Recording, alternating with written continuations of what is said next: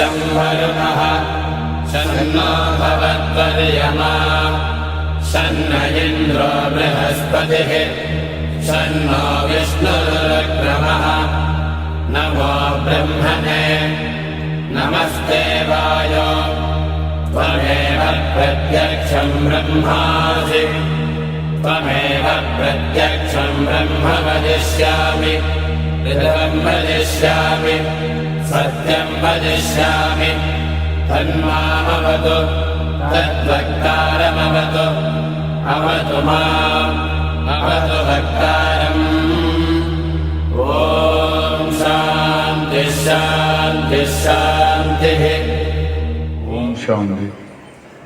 Om Namah Shivaya. Today I am going to talk about mind. We should know what is mind and working of mind. From yogic point of view, mind has four major components. They are 1. Intellect or buddhi. 2. Ahankar or identity. 3rd is memory or manas. 4th one is citta. Mind has abundant information which we call as memory. These informations are not only from present but also from past lives, which is stored in our subconscious mind as sanskara. This memory is responsible for our personality.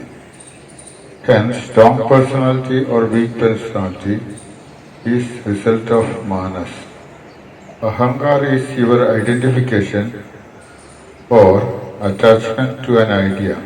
For example, nationality or religion, etc. Ahankar binds us to certain type of belief system. This creates behavior pattern. Buddhi is analytic part of mind. Buddhi is knowledge and it comes by differentiating and dividing. It is essential for day-to-day dealings and survival. Hence, manas, ahankar and buddhi creates a sense of individuality in us. And we feel that I am different from everything else. The conscious recognition of this I as name and rupa as chitta.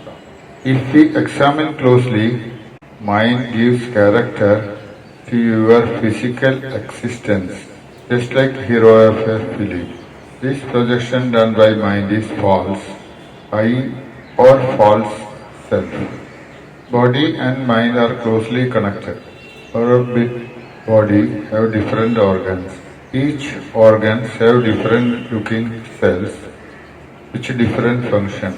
This is possible only if each cell has mind of its own, so that they can divide and become an organ using cellular memory and intellect. The cumulative working of all these minds result into chitta, which is responsible for our thought pattern or consciousness level. Now let us understand working of mind. Mind operates through principles of division and hence mind has subjective limited view. Mind generates likes and dislikes. This serves as hooks on which thoughts act. Thoughts get attached or creates a ripple. Example, if I like color red and I see a red pen, my mind will remind me of red shirt which I have, from which shop I took, how much I bargained, etc. etc. It is endless, isn't it? Mind is a chatterbox. It loves conversation by talking from both the sides. Example, if you see an ice cream, the first thought will be to eat it.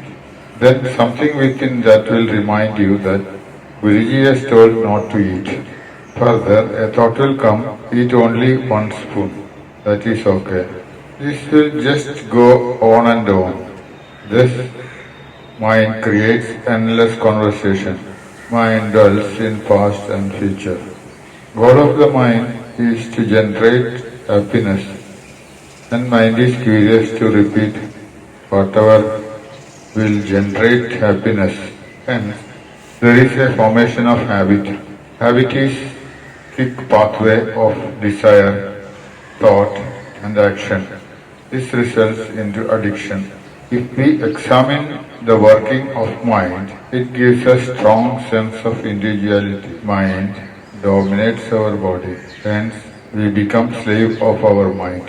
In the end, let us understand thoughts. If you check closely, most of the time thoughts happens to you, just like a heart beating is happening in your body. Thought happens involuntarily. You actually think only when you have something very important. So, from where does this involuntary thoughts come from?